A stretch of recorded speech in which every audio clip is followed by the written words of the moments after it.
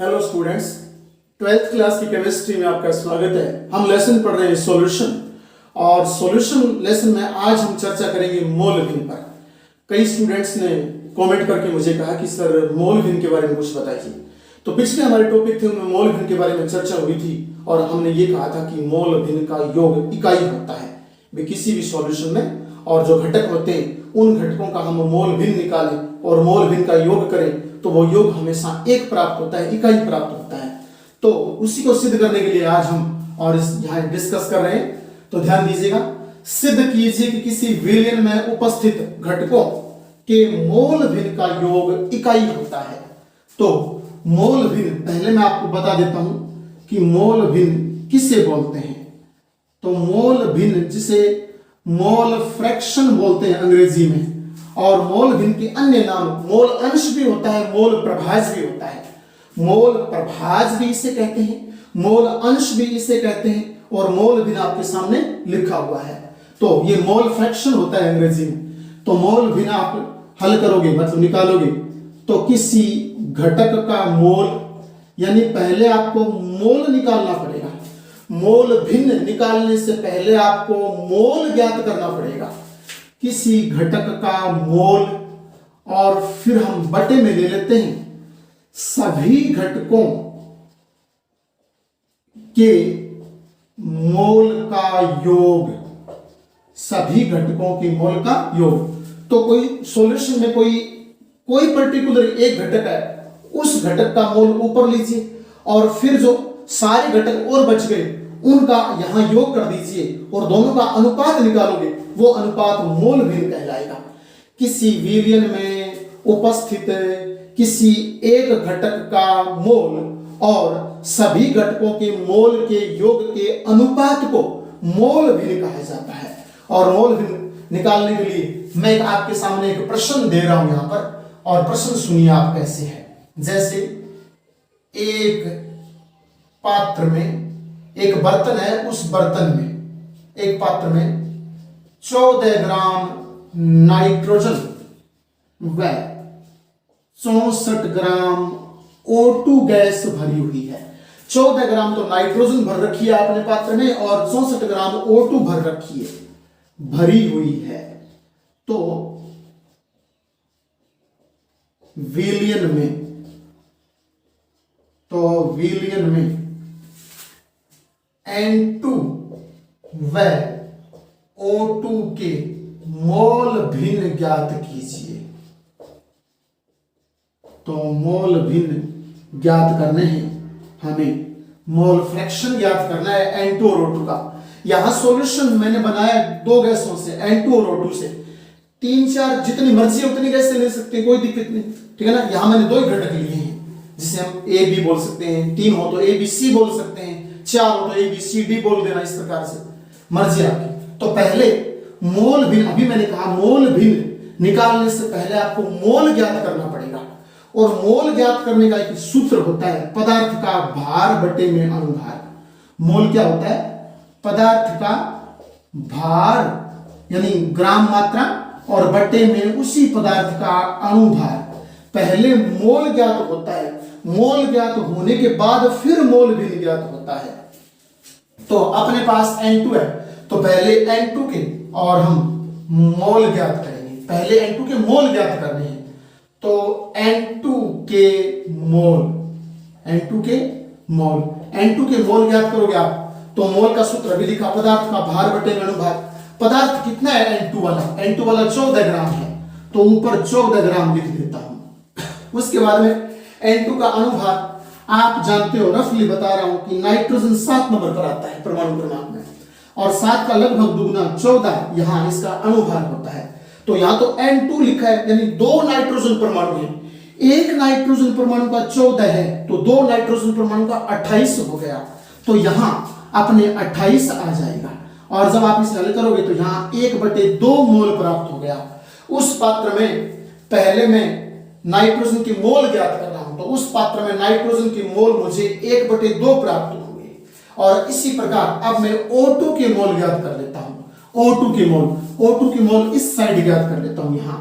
तो मैं लिखूंगा O2 के मोल, और O2 के मोल आप लिखोगे तो वही सूत्र आएगा कि मोल निकाल ले तो पदार्थ का भार बटे में अनुभार। यहाँ O2 है, O2 का भार कितना है 64 ग्राम, तो 64 तो ऊपर आ जाएगा।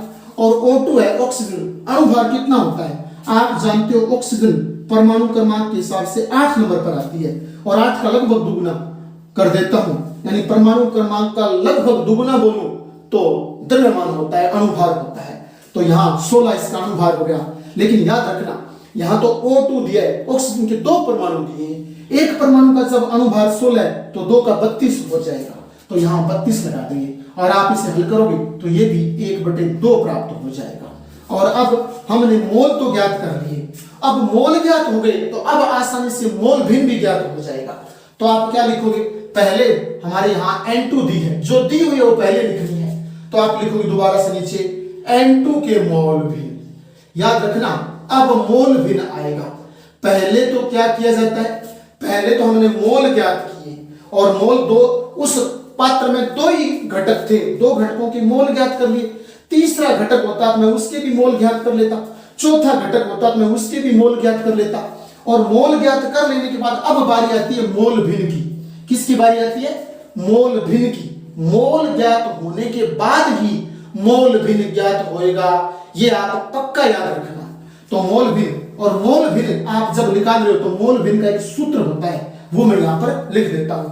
आप N2 के मोल भिन्न ज्ञात कर रहे हो तो पहले आप N2 के मोल ले आइए। यहां पर मोल भिन्न में मोल काम आएंगे, मोल भिन्न में मोल यूज होंगे। तो मोल देखो मैं लिखूंगा ऊपर, या लिखूंगा N2 के मोल बटे में दोबारा N2 के मोल, और प्लस में उस पात्र में दूसरा कौन सा घटक है, O2 है, तो O2 के मोल।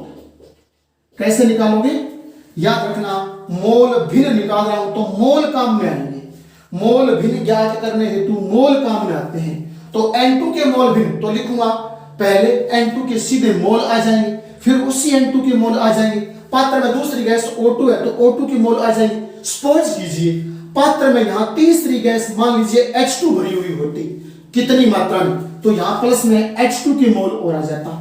मान लीजिए चौथी गैस और भरी हुई होती, मान लीजिए फ्लोरीन भरी हुई होती, तो यहां चौथी प्लस में फ्लोरीन के मोल इस प्रकार से आ जाता। तो ऊपर कोई एक घटक आएगा जिसका आप मोल भी निकाल रहे हो, जिसका मोल भी ज्ञात कर रहे हो, पहले उसका ऊपर मोल आएगा, फिर पात्र में कितनी मतलब घटक और शेष है, उन सारे घटकों का प्लस में मोल प्लस में मोल प्लस में मोल आता जाएगा इस प्रकार से। और हम अब यहाँ वैल्यू रख देते हैं, और वैल्यू में यहाँ रख देता हूँ बराबर में। पहले मोल भी निकाला हूं तो N2 के मोल, N2 के मोल तो हम अभी ज्ञात करते हैं 1/2 है, तो ऊपर आ जाएगा 1/2।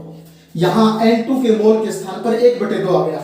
अब ये वाला जो ऐसे बटे में संख्या है, ये वाला ऐसे निशान ये लगा देता हूं, ये वाला। अब N2 के मोल दोबारा और आ रहे हैं तो दोबारा N2 के मोल 1/2 है, प्लस का निशान यहां लगा देता हूं। O2 के मोल, O2 के मोल भी हम ज्ञात कर चुके हैं, वो भी 1/2 आ रहे हैं, तो वो 1/2। अब आप इसको हल करोगे 1/2, फिर बटे में 1/2 प्लस 1/2, आप जानते हो जब इसको आप हल करोगे तो ये पुनः 1/2 प्राप्त हो जाएगा। तो N2 के मोल भिन्न, N2 के मोल भिन्न 1/2 प्राप्त होते हैं। मोल से मोल भिन्न ज्ञात किए गए हैं तो N2 के मोल भिन्न 1/2 प्राप्त हो जाएंगे। इसी प्रकार हम O2 के मोल भिन्न ज्ञात कर लेंगे।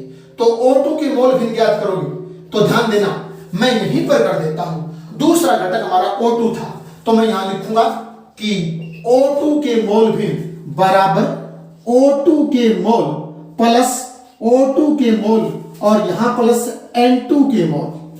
दोबारा फिर सुन लीजिए, आप दूसरे घटक के मोल भिन्न ज्ञात कर रहे हो, तो दूसरा घटक तो O2 है, तो आप लिखोगे O2 के मोल भिन्न, तो पहले मोल काम आएंगे, तो उसी O2 के मोल लीजिए, बटे में उसी O2 के मोल दोबारा लिखिए। पात्र में दूसरा अवयव घटक N2 है तो N2 के मोल, और अगर तीसरा घटक और होता तो प्लस में यहां आ जाता, वो घटक भी मोल के रूप में यहां आ जाता। और अब हम हल करें जैसे, तो O2 के मोल, O2 के मोल भी हम ज्ञात कर चुके हैं, 1/2 आ रहे हैं, तो लिखूंगा 1/2, फिर बटे में दोबारा O2 के मोल, तो दोबारा लिखूंगा 1/2 प्लस ये वाला प्लस यहां, और फिर यहां N2 यानी पात्र में दूसरी घटक के रूप में N2 है तो N2 की मोल, तो वो भी कितने आ रहे 1/2। अब आप 1/2 और बटे में 1/2 प्लस 1/2 हल करोगे तो 1/2 आ जाएगा। तो अब N2 के मोल भिन्न हमने प्राप्त किए वो 1/2 आए, O2 के मोल भिन्न हमने प्राप्त किए वो 1/2 आए। तो अब मोल भिन्न का योग, मोल भिन्न का योग, मोल भिन्न का योग करोगे तो ध्यान देना 1/2 प्लस 1/2 बराबर 1। मोल भिन्न का योग कह रहा हूं मैं, O2 के मोल और N2 के मोल दो ही घटक थे। तीसरा होता तो मैं 3 का योग कर लेता, चौथा होता तो मैं 4 का योग कर लेता। इस प्रकार से दो घटक थे और दो घटकों के मोल भिन्न 1/2 का हमने योग किया तो 1 प्राप्त हुआ। तो इससे सिद्ध हो रहा है कि किसी मिश्रण में, किसी विलयन में जितने घटक होते हैं उन घटकों के आप मोल भिन्न ज्ञात करोगे और मोल भिन्न का फिर योग करोगे, वो योग हमेशा 1 प्राप्त होगा, इकाई प्राप्त होगा। यही हमें सिद्ध करना था। तो आप थोड़ा सा इसको ध्यान से देखिएगा, आसान है और ये टॉपिक हमारा पूरा